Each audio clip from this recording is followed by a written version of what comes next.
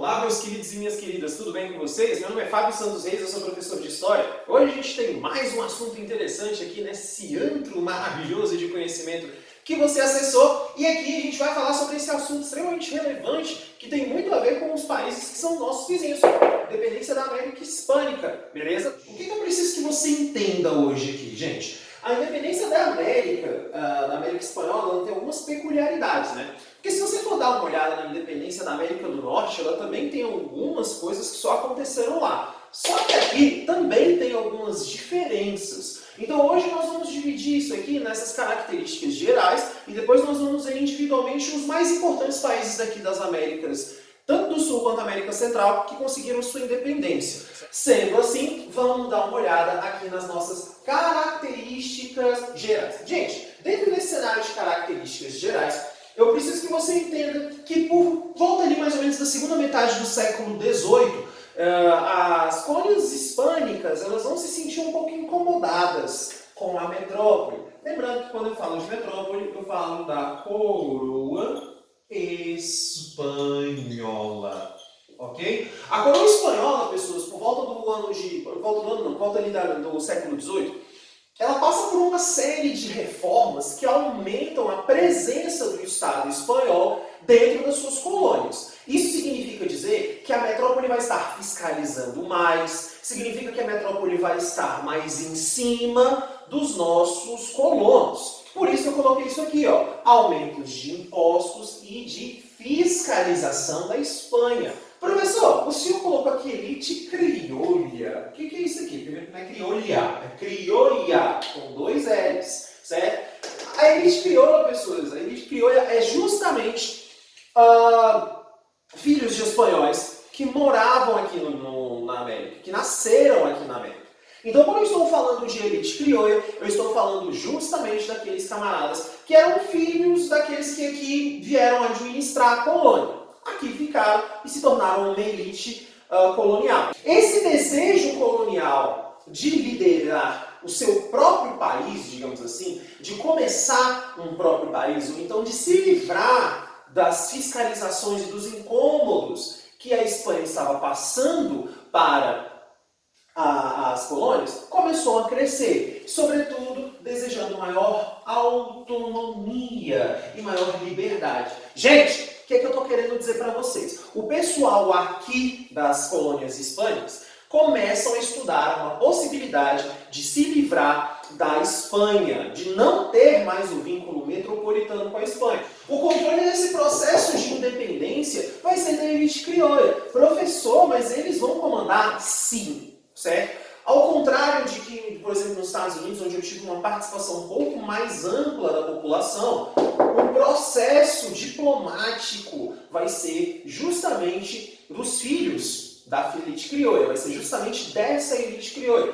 Filhos de espanhóis nascidos nas colônias, coloquei a definição para que você não esqueça. E eles acabam se tornando uma elite aqui dentro, sobretudo porque eles controlam o sistema fundiário, eles são grandes proprietários de terra. E como você sabe, aqui nas Américas, a posse de terra ela define muita coisa. Certo? Basta a gente lembrar, por exemplo, qual era a elite que estava junto com Dom Pedro na independência do Brasil. Ela era uma elite fundiária, ela era uma elite agrária, ela era uma elite latifundiária e ela era uma elite escravista, muito semelhante a essa elite crioula aqui também. Os ideais iluministas, pessoas, são o suporte ideológico dado para eles, certo? Então o suporte ideológico que a gente vai ter é justamente do pessoal do iluminismo. Só que aqui nas Américas as coisas vão funcionar um pouquinho diferente. Os primeiros escritos sobre iluminismo vão chegar em universidades como, por exemplo, a Universidade do Peru, por volta mais ou menos ali de 1770, 1780. Esses primeiros escritos iluministas aqui chegam, né? Vários dos filhos da elite crioula iam lá para a Europa estudar, tem esse detalhe também, e eles voltavam para cá, para as Américas, com vários dos ideais do iluminismo na cabeça. Quando você já tem uma elite letrada aqui, que passa a entrar em contato, como eu disse, com esses escritos que chegam para as universidades latino-americanas, o pessoal da elite crioula começa a vincular o seu desejo de independência ao iluminismo. Só que aí começa uma série de contradições que, assim como existiram na América Latina, né, na América Hispânica, também existia aqui no Brasil. Vamos lembrar um pouco como é que estava lá na Inconfidência Mineira? A Inconfidência Mineira, por exemplo, também tinha conflitos entre o conservadorismo da classe mineira, né, da elite de mineradores, e os ideais liberais do iluminismo, certo? Apesar do iluminismo, como eu coloquei aqui, ser o suporte ideológico dessas colônias para ganhar sua independência, assim como foi o suporte dos Estados Unidos, as formas como as coisas vão acontecer aqui são muito diferentes. Porque aqui, pessoas, os líderes americanos, eles não, e eu fiz questão de destacar aqui, ó, não tocavam em questões sociais mais profundas. O que liberais e conservadores, que eram favoráveis a se libertar da metrópole, queriam, era justamente deter o controle político dessas novas nações que vão surgir, sem com isso fazer nenhum tipo de inclusão social, tanto no sistema político quanto no sistema econômico. Tanto os liberais quanto os conservadores não têm esse interesse de melhorar as condições de vida da população mais pobre. Durante as guerras de independência, porque você vai ter conflitos, a Espanha vai se recusar, obviamente, a perder essas terras, você até tem a participação, né, de indígenas, você tem participação de pessoas mais pobres, mas na hora de decidir como as coisas vão acontecer na política desses locais, infelizmente, as pessoas mais pobres, elas são excluídas dessa equação. E o início dos projetos de independência, já tocando no assunto dos Estados Unidos, é justamente os processos que acontecem no final do século XVIII.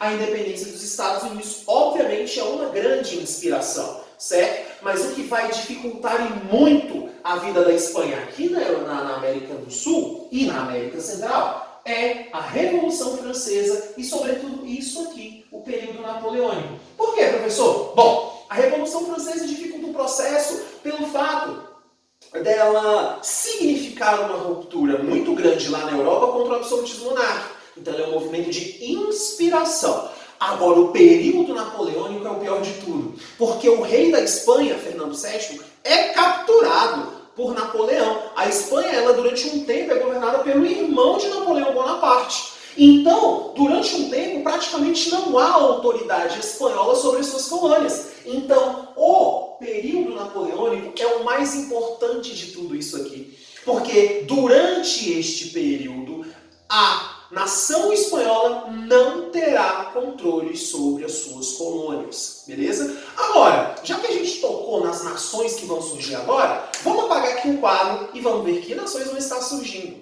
Já estamos aqui com os países que vão surgir nesse processo de independência. Então vamos dar uma olhada nesse processo, mas antes da gente falar especificamente de cada um desses países que aqui estão, a gente precisa fazer um destaque muito interessante sobre os personagens. Eu tenho pelo menos dois nomes que eu gostaria muito que você guardasse. Simón Bolívar e José de San Martín, certo? Estes dois personagens são extremamente importantes para a gente entender todo o processo que aconteceu, tanto no norte da América do Sul, quanto no centro-sul da América do Sul. O Simón Bolívar ele é extremamente importante, sobretudo a partir do momento quando, em 1806, ele escreve um documento muito interessante chamado Carta da Jamaica. A Carta da Jamaica é um dos documentos mais importantes para a gente entender esse processo de independência aqui da América, porque Simón Bolívar, nesse documento, praticamente prevê vários países que vão surgir. O José de San Martín também era filho de uma elite criolha, assim como o Simón Bolívar, também era um militar, assim como o Simón Bolívar, ele também era um militar, certo? E os dois compartilhavam divisões muito semelhantes com relação ao processo de independência. Os outros dois que eu coloquei aqui embaixo, pessoas, são alguns outros personagens de independência de outros locais aqui da América do Sul, como, por exemplo, Agustín de Iturbide, que ajuda no processo de independência do México, e o Bernardo O'Higgins, que ajuda no processo de independência chilena. Dentro desse cenário, pessoas, a gente agora começa a ver mais ou menos quais são os países que se tornam independentes e um pouquinho de destaque a cada um deles, certo? Esse processo aqui de ruptura com a Espanha, ele é aliado ao processo que aconteceu com relação ao chamado período napoleônico, caso isso ainda não tenha ficado claro.